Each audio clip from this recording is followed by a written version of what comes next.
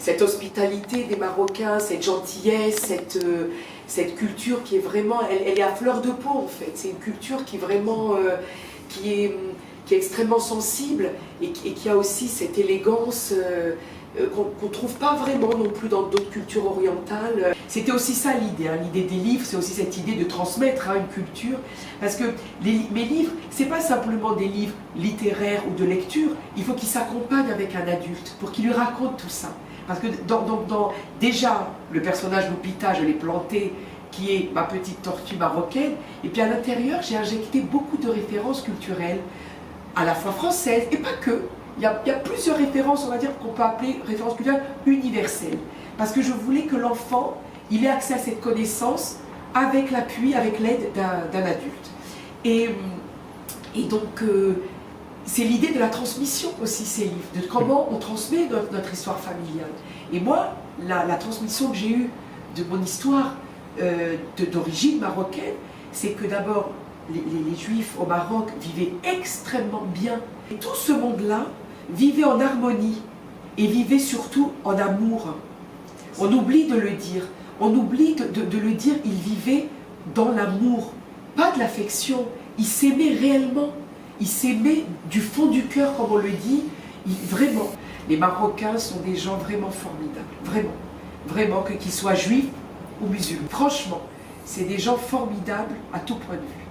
Et moi, je suis vraiment fière d'avoir une de ces cultures qui fait partie de moi, de mon existence.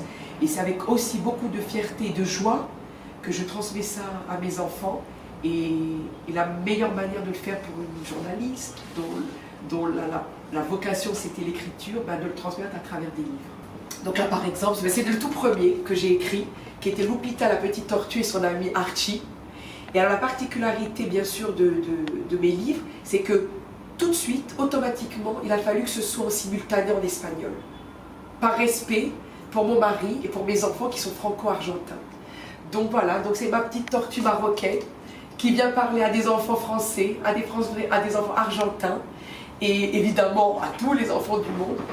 La particularité aussi, c'est que j'ai gardé toute la tradition de la littérature française, c'est-à-dire des textes longs, avec du vocabulaire choisi, avec des situations où l'enfant, bien sûr, va s'identifier, se reconnaît. C'est jamais moralisateur, mais il y a toujours une petite leçon d'éducation, on va dire. Par exemple, Archie qui ne veut pas faire ses devoirs, il est très facétieux, on le retrouve toujours ou sous une pile de livres, où il se peint la figure avec des crayons, etc. Et alors Lupita, elle le ramène un petit, elle lui dit écoute, on va jouer plus tard. Et maintenant, il faudrait faire tes devoirs.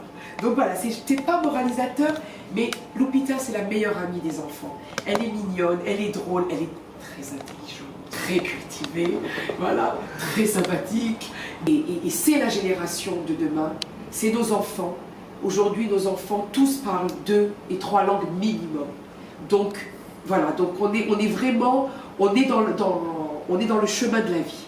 Voilà, en étant comme ça, une édition trilingue, en ayant cette envie dans la maison d'édition que j'ai créée pour publier les livres, en l'occurrence, les éditions Keltoupé, eh bien on est dans cette idée-là permanente de vouloir l'ouverture vers l'autre et la conjugaison avec les autres cultures.